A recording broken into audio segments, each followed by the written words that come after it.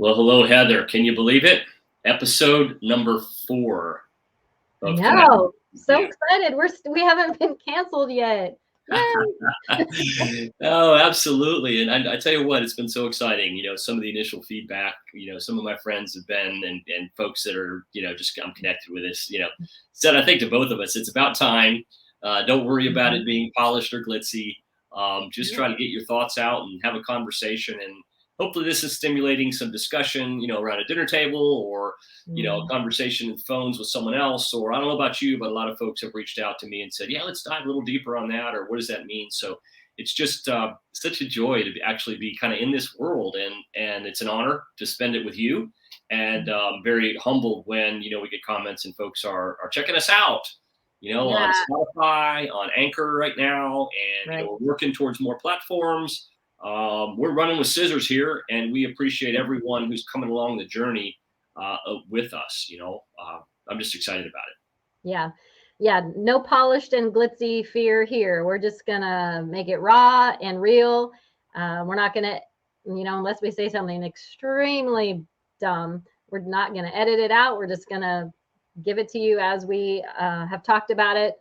And both of us have, prepared ahead, because one of the cool things about that prompted you and I to do this together was that me reading your book and you reading my blog, we realized we just talk about so many of the same topics. So it's very natural for me to look through your words and pick some words that I've written blogs about and just kind of stick them together and expand on that. So Yeah, um, and there's different perspective then that we each get because right. there's multiple lenses. And for those who are just joining us for the first time, I'm Bruce Pulver, and Heather Carter is with me. We're both authors and speakers and bloggers, and my book's Above the Chatter, Our Words Matter. Mhm. Heather is Soul-Selfie and Soul-Selfie #Unfiltered. So you can check those out on our websites as well as the notes. But what we're going to do is spend 10 or 15 minutes, if this is your first time here. We're going to break down some words. We're going to talk about them, what the meaning is for us, what we've seen, struggles we've been through, and kind of what inspired these words for us. And then we wrap it up with taking the word, we write it vertically, and we kind of use the letters of the word to just describe it. So, to me, words have always been powerful and impactful, and they definitely set the pattern and set the pathway on which my mind goes and how I think about things and how I approach things. So Heather, today we picked a word that we were both really passionate about. And that Mhm. word is the word surrender. I'm boom, right? The ideas and the inspiration just fly when we think about surrender and what does that mean. So I'm going to turn it over to you and let you start by sharing some perspective on the word surrender. All right. Well, yeah, that's definitely a topic that I write about a lot, and it comes in a lot of different synonyms for that word. Trust and uh, just dependence on God and trusting His plan for us, our primary purpose, His plan, His will. When I was kind of thinking through this yesterday, I was reading through one of my blogs I wrote on it, and I was kind of making myself cracking myself up, mostly because it was a story about me when I was in the hospital with leukemia, and I had just a couple days, maybe 2 or 3 days before this event, came out of a coma, was intubated in ICU for a week, and when I woke up, I couldn't I couldn't talk. I couldn't sit up by myself. I couldn't roll over. I couldn't walk. I couldn't shower. I couldn't do anything by myself. So I was 45 years old, and I ended up going home with a shower chair and a walker. But before I could go home, I had to prove to them that I could sort of walk with this walker, and I would practice go up and down 2 stairs. Up and That was the big deal. If I could make it up 2 stairs and back down, I was like, I'd pass for the day. So one day I had to, the physical therapist came in, and he was helping me learn how to tie my shoes and put my tennis shoes on. And I had a hospital gown on. And so since I was going to go walking down the hall with my walker, um, he put another gown on backwards, so I didn't have a big opening on the back. So I had 2 hospital gowns on, some bright running shoes that they were teaching me to retie, And then they topped it off with, and then some yoga pants, and then a beautiful giant seatbelt thing that they strapped around my waist. And then, of course, I was bald and had a stocking cap on. So just the sight of me shuffling down the hallway with this seatbelt strap. And then he had a long strap that he was holding so that in case I fell over, he could catch me. That was the main thing. And that's kind of the point of my story, is that I feel like surrender is kind of like by ourselves, but we really, we have this walker, but we also have God who is kind of holding onto this tether, and he's giving us permission to go it alone, but he's always there to catch us should we fall, and we often do. But he gives us this slack to have room to make decisions, to have free will on things, and we have to, but we can move forward trusting that he's got that other end of that seatbelt. So if you fall, he's there. We have to keep what I say, ourselves on a short leash, that we aren't close to God because we're scared of him or afraid of falling, but we're close to him because we need that protection and we need that guidance from him. So for me, I was just also praying that my husband did not come around the corner at that time to see me shuffling down the hallway with the giant seatbelt hooked to my waist. And anyway, that's a visual for me of trusting God and letting him prevent me from face planting. Yeah. Wow. What an obviously an experience that obviously you will never forget, but it's one that really planted in your mind where you really relied on someone else, in the actual, day to day, a person, a physical therapist to help you through that process, which you probably couldn't have done on your own, but it's what a symbol, right? A symbol of having someone there. And like you said, with our faith, and guys, right, we're always wanting to be in control, or at least the perception that we've got this whole thing covered, right? So to me, surrender isn't quitting. It's not giving up. It's not throwing in the towel. I usually say you better keep the towel. Don't throw it in. You're going to need it to wipe off the sweat from the hard work you do. Right? But it is a way of sort of releasing some things. It's a conscious choice to say I can't go at this alone. And to me, one of my life verses around surrender is Proverbs 3, 5 and 6. So I'd love to drop that in here, and then maybe we talk a little bit more about surrender in that context as well. So to me, Proverbs 3, 5 and 6 in the NIV version is trust in the Lord with all my heart. Lean not on my own understanding, but in all ways submit to him, and he will make your path straight. So your conversation, obviously, it was your health battle that you won and you were going through. And that's, a lot of folks can probably relate to that, I would think. And there's some maybe that can't, but can relate to some other type of place where they've had to, they tried to hold on. I can figure this out. I've got this solved. And for me, it's been a series of job changes over my career where it's like, okay, what's next, God?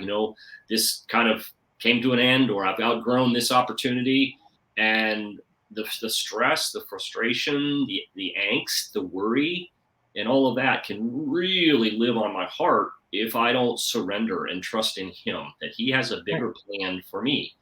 And so that's sort of, when anything you're going through, I think you can set back and if you really do dive into your faith and let that grow, it's not something that's going to necessarily be automatic, but the more times you spend building your faith, and to me, faith is facing anything insurmountable, trust him. That's the acrostic that I've written for faith. And it's really helped me sort of, I don't say automate that word, but bring it to life for that. Right. I need to have faith and surrender that there's a bigger plan. Yes, we have a leash and we have decision making and we have discernment and we have all choices. But, the God is there to guide us with the Spirit, with him, to help us make the right moves if we are focused on him. And so that's one thing that I would encourage those that are listening and maybe struggling with that, because it isn't easy. It does take trust, and it does take a willingness to surrender. Yeah. And I think that sometimes all we can do or muster is to be willing to be willing. Because, I've talked to so many people lately that they know they need to surrender it. They know that's the answer. They just don't like it. They don't like that answer. And so I just tell them, just pray to that you'll be willing to be willing. Yeah. And sometimes that's as far as someone can go. And then God will answer that prayer and help them one day to be willing to give it over to him. But um, it's not an easy thing. It's, control is one of my signature sins that I struggle with. And the antithesis to that is surrender, trusting God for all of it. Well, and the thing about it is in his word, and another really cool thing is that we love to unpack words, is that when you look at, if you write down words and you just move the S to the beginning, it becomes sword. So the words that we speak and how we approach, our conversations with ourselves and what can surrender really mean, let's make sure that it has a positive value, it has a positive perspective, because it in fact is a sword, and it's a sword that can save us if we say, I will surrender, and I will follow, I will try, I will stop trying to have control over everything. Mm-hmm.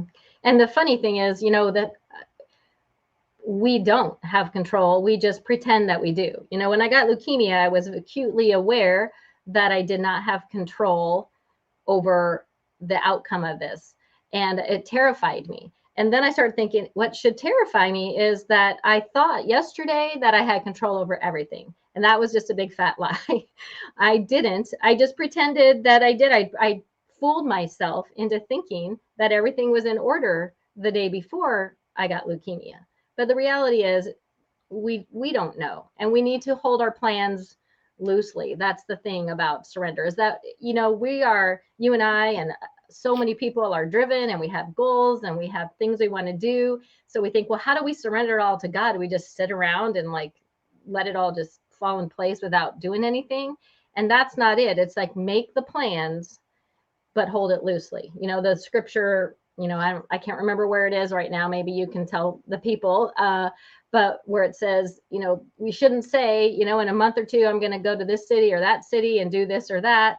We should say, if it's God's will, we will do this. So you always keep that in mind. Make your plans, go for it, have dreams, but hold them loosely, because God has permission. We need to give him permission to change our course.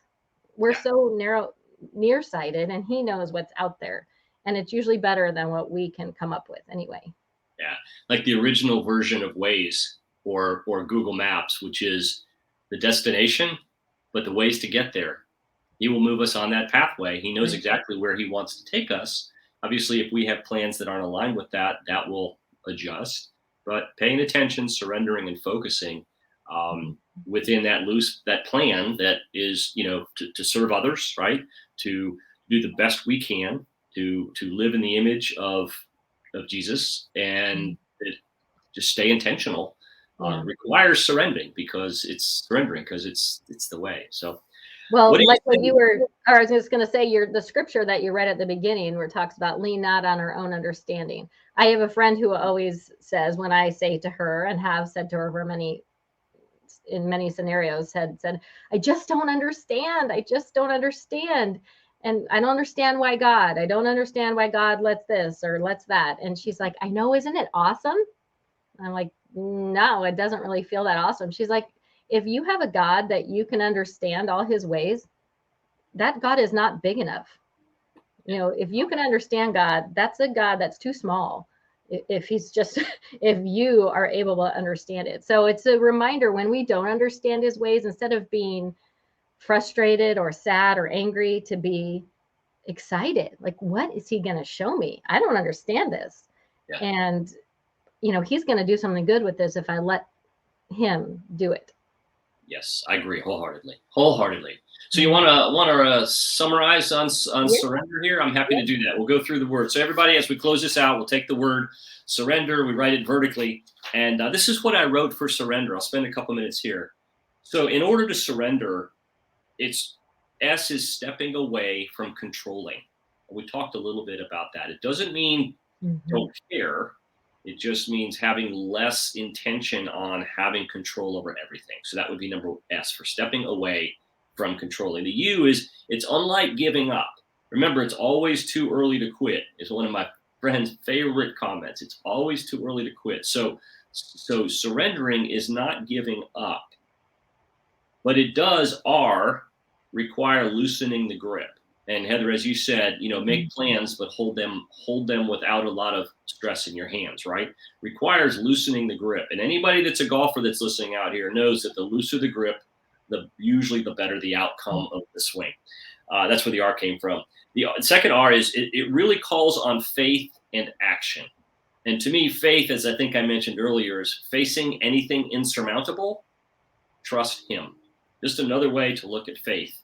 And action, the thing I love about the word action, Heather, is it actually has 3 words in it. It has the word I, it has the word act, and it has the word on. So surrendering, like you said, doesn't mean just sit there kind of, wipe your hands of it and just let everything happen. You do have to be moving. You have to be acting on. You have to be taking action. So I act on is just another way to look at the word action. Okay. So the E is it empowers God's timing. Like we said, the GPS or the Waze or the Google Maps, whatever you're using. One of the key things about surrendering also requires patience. And those two things don't always come together at the same speed and the same tempo. So I would just say empowering God's timing. And the N is now it gives space and flexibility. When we are not surrendering, we often are holding things very tightly. Like, we got this, we're holding on to everything. But if we let go and surrender, then it gives room. It gives room for the plan to adjust. It gives room for people to come into our lives that God's been meaning to bring into them if we let that part go, as opposed to holding things off, right? So the D then is decidedly calming.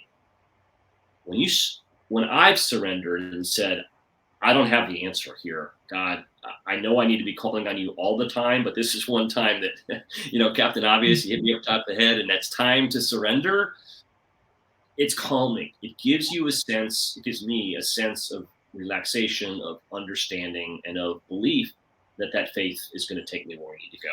The E is energy is distributed differently, right? So if we're not holding on and gripping, which takes a lot of tension, a lot of energy, and we've surrendered, the energy level that we have, that I've found, it isn't raised necessarily, but it allows me to put it in different places. It allows me to think more from a positive perspective. Maybe I'm a little more creative, allowing myself to think about something that I haven't been, because all my thought has been in controlling and not surrendering. And then the R of surrender, I know it's a long word, is results can come without force. So, the whole idea of having one tool, a hammer, right? That requires force to do a lot of things when you needed a screwdriver or you needed a socket wrench. A hammer isn't always the best way to solve a problem. So by surrendering, saying, God, use your toolkit, use all the assets and resources that you have, I can't even imagine, means that there's less force in the process and things can actually come to you. I often say you can't push a rope unless it's frozen. Pushing a rope is futile. So, but we want to force something and it won't move. So that's really what I had for surrender. Man, your input and your insight just on your experience, Heather, of kind of surrendering to that mobility, to get back to your house, to get life starting again, was really vulnerable. And you really had to make a conscious decision to say, I can't do this by myself. So you surrendered. Right. Awesome. Well, thanks everyone for listening. And we are really excited to be back here next week, unpacking another word. But we appreciate you being here. And Bruce, I'll talk to you later. Okay, we'll talk soon. All right. Bye. Bye.